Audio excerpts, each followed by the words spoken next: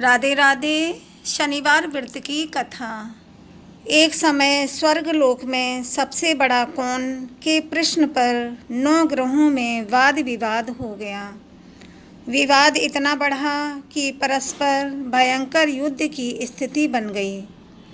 निर्णय के लिए सभी देवता देवराज इंद्र के पास पहुँचे और बोले, हे देवराज, आपको निर्णय करना होगा कि हम में से सबसे बड़ा कौन है। देवताओं का प्रश्न सुनकर देवराज इंद्र उलझन में पड़ गए। देवराज इंद्र बोले, मैं इस प्रश्न का उत्तर देने में असमर्थ हूँ। हम सभी पृथ्वी लोक में उज्जैनी नगरी में राजा विक्रमादित्य के पास चलते हैं। देवराज इंद्र सहित सभी ग्रह देवता उज्जैनी नगरी पहुँचे। महल में पहुंचकर जब देवताओं ने उनसे अपना प्रश्न पूछा तो राजा विक्रमादित्य भी कुछ देर के लिए परेशान हो उठे, क्योंकि सभी देवता अपनी अपनी शक्तियों के कारण महान थे। किसी को भी छोटा या बड़ा कह देने से उनके क्रोध के प्रकोप से भयंकर हानि पहुंच सकती थी।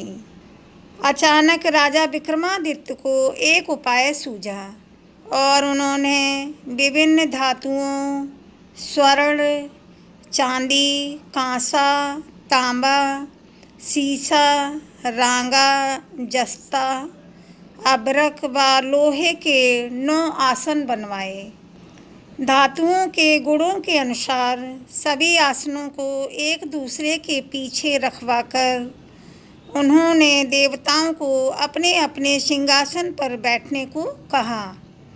देवताओं के बैठने के बाद राजा विक्रमादित्य ने कहा कि आपका निर्णय तो स्वयं हो गया। जो सबसे पहले सिंहासन पर विराजमान है वही सबसे बड़ा है। राजा विक्रमादित्य के निर्णय को सुनकर शनि देवता ने सबसे पीछे आसन पर बैठने के कारण अपने को छोटा जानकर क्रोधित होकर कहा, हे राजा विक्रमादित्य, तुमने मुझे सबसे पीछे बैठाकर मेरा अपमान किया है। तुम मेरी शक्तियों से परिचित नहीं हो। मैं तुम्हारा सर्वनाश कर दूंगा। शनिदेव ने कहा, सूर्य एक राशि पर 1 महीने, चंद्रमा 2.25 दिन, मंगल 1.5 महीने, बुध और शुक्र 1 महीने, बृहस्पति 13 महीने रहते हैं। लेकिन मैं किसी राशि पर 7.5 वर्ष 7.5 तक रहता हूँ। बड़े बड़े देवताओं को मैंने अपने प्रकोप से पीड़ित किया है। राम को 7.5 के कारण ही वन में जाकर रहना पड़ा और रावण को 7.5 के कारण ही युद्ध में मृत्यु का शिकार बनना पड़ा। राजा, अब तू भी मेरे प्रकोप से नहीं बच सकेगा। इसके बाद अन्य ग्रहों के देवता तो प्रसन्नता के साथ चले गए, परंतु शनिदेव बड़े क्रोध के साथ वहाँ से विदा हुए। राजा विक्रमादित्य पहले की तरह ही न्याय करते रहे। उनके राज्य में सभी स्त्री पुरुष बहुत आनंद से जीवन यापन कर रहे थे। कुछ दिन ऐसे ही बीत गए। उधर शनि देवता अपने अपमान को नहीं भूले थे। विक्रमादित्य से बदला लेने के लिए एक दिन शनि देव ने घोड़े के व्यापारी का रूप धारण किया और बहुत से घोड़ों के साथ उज्जैनी नगरी पहुँचे। राजा विक्रमादित्य ने राज्य में किसी घोड़े के व्यापारी के आने का समाचार सुना तो अपने अश्वपाल को कुछ घोड़े खरीदने के लिए भेजा। घोड़े बहुत ही कीमती थे। अश्वपाल ने जब वापस लौटकर इस संबंध में बताया तो राजा विक्रमादित्य ने स्वयं आकर एक सुंदर व शक्तिशाली घोड़े को पसंद किया। घोड़े की चाल देखने के लिए राजा उस घोड़े पर सवार हुए तो वह घोड़ा बिजली की गति से दौड़ पड़ा। तेजी से दौड़ता हुआ घोड़ा राजा को दूर एक जंगल में ले गया और फिर राजा को वहां गिराकर जंगल में कहीं गायब हो गया। राजा अपने नगर को लौटने के लिए जंगल में भटकने लगा, लेकिन उन्हें लौटने का कोई रास्ता नहीं मिला। राजा को भूख प्यास लगाई। बहुत घूमने पर उसे एक चरवाहा मिला। राजा ने उससे पानी मांगा। पानी पीकर राजा ने उस चरवाहे को अपनी अंगूठी दे दी। फिर उससे रास्ता पूछकर वह जंगल से निकलकर पास के नगर में पहुंचा। राजा ने एक सेठ की दुकान पर बैठकर कुछ देर आराम किया। उस सेठ ने राजा से बातचीत की तो राजा ने उसे बताया कि मैं उज्जैनी नगरी से आया हूँ। राजा के कुछ देर दुकान पर बैठने से सेठ जी की बहुत बिक्री हुई। सेठ जी ने राजा को बहुत भाग्यवान समझा और खुश होकर उसे अपने घर भोजन के लिए ले गया। सेठ के घर में सोने का एक हार खूंटी पर लटका हुआ था। खूंटी पर हार लटका हुआ था। राजा को उस कमरे में छोड़कर सेठ कुछ देर के लिए बाहर गया। तभी एक आश्चर्यजनक घटना घटी। राजा के देखते ही देखते सोने के उस हार को खूंटी निगल गई। सेठ ने कमरे में लौटकर हार को गायब देखा तो चोरी का संदेह राजा पर ही किया, क्योंकि उस कमरे में राजा ही अकेला बैठा था। सेठ ने अपने नौकरों से कहा कि इस परदेसी को रस्सियों से बांधकर नगर के राजा के पास ले चलो। राजा ने विक्रमादित्य से हार के बारे में पूछा तो उसने बताया कि उसके देखते ही देखते खूंटी ने हार को निगल लिया था। इस पर राजा ने क्रोधित होकर चोरी करने के अपराध में विक्रमादित्य के हाथ पांव काटने का आदेश दे दिया। राजा विक्रमादित्य के हाथ पांव काटकर उसे नगर की सड़क पर छोड़ दिया गया। कुछ दिन बाद एक तेली उसे उठाकर अपने घर ले गया और उसे अपने कोलू पर बैठा दिया। राजा आवाज़ देकर बैलों को हाँकता रहा। इस तरह तेली का बैल चलता रहा और राजा को भोजन मिलता रहा।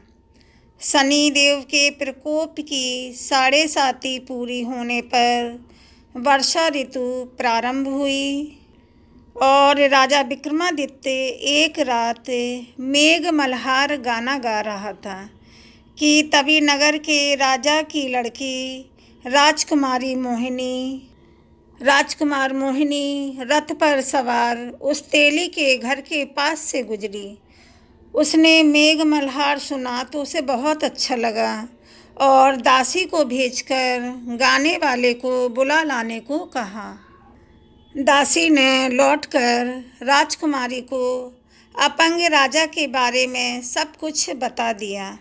राजकुमारी उसके मेघ मल्हार से बहुत ही मोहित हुई, अतः उसने सब कुछ जानकर भी अपंग राजा से विवाह करने का निश्चय कर लिया। राजकुमारी ने अपने माता पिता से जब यह बात कही तो वे हैरान रह गए।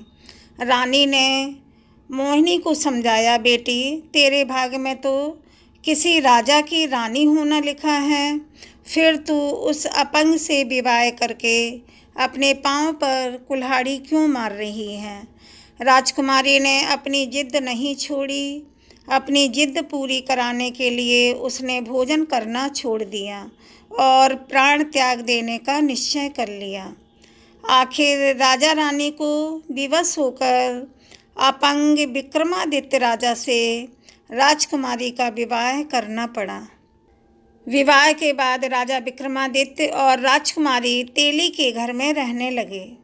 उसी रात स्वप्न में शनि देव ने राजा से कहा, राजा, तुमने मेरा प्रकोप देख लिया। मैंने तुम्हें अपने अपमान का दंड दिया है। राजा ने शनिदेव से क्षमा करने को कहा और प्रार्थना की कि हे शनिदेव, आपने जितना दुख मुझे दिया है अन्य किसी को न देना। शनिदेव ने कुछ सोचकर कहा, राजा, मैं तुम्हारी प्रार्थना स्वीकार करता हूँ। जो कोई स्त्री पुरुष मेरी पूजा करेगा, शनिवार को व्रत करके मेरी व्रत कथा सुनेगा, उस पर मेरी अनुकंपा बनी रहेगी। प्रातःकाल राजा विक्रमादित्य की नींद खुली तो अपने हाथ पांव देखकर राजा को बहुत खुशी हुई। उसने मनी मन शनिदेव को प्रणाम किया। राजकुमारी भी राजा के हाथ पांव सही सलामत देखकर आश्चर्य में डूब गई। तब राजा विक्रमादित्य ने अपना परिचय देते हुए शनिदेव के प्रकोप की सारी कहानी सुनाई। सेठ को जब इस बात का पता चला तो दौड़ता हुआ तेली के घर पहुंचा और राजा के चरणों में गिरकर क्षमा मांगने लगा। राजा ने उसे क्षमा कर दिया क्योंकि यह सब तो शनिदेव के प्रकोप के कारण हुआ था। सेठ ने राजा को अपने घर ले गया और उसे भोजन कराया। भोजन करते समय वहाँ एक आश्चर्यजनक घटना घटी। सबके देखते ही देखते उस खूंटी ने हार उगल दिया। सेठ जी ने अपनी बेटी का विवाह भी राजा के साथ कर दिया। बहुत से स्वर्ण आभूषण धन आदि देकर राजा को विदा किया। राजा विक्रमादित्य राजकुमारी मोहिनी और सेठ की बेटी के साथ उज्जैनी पहुँचे तो नगरवासियों ने हर्ष से उनका स्वागत किया।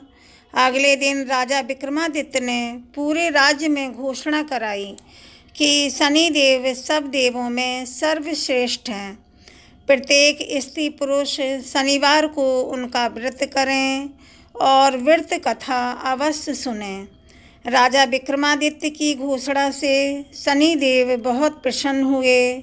शनिवार का व्रत करने और व्रत कथा सुनने के कारण सभी लोगों की मनोकामनाएं शनिदेव की अनुकंपा से पूरी होने लगी। सभी लोग आनंदपूर्वक रहने लगे। बोलो शनिदेव भगवान की जय।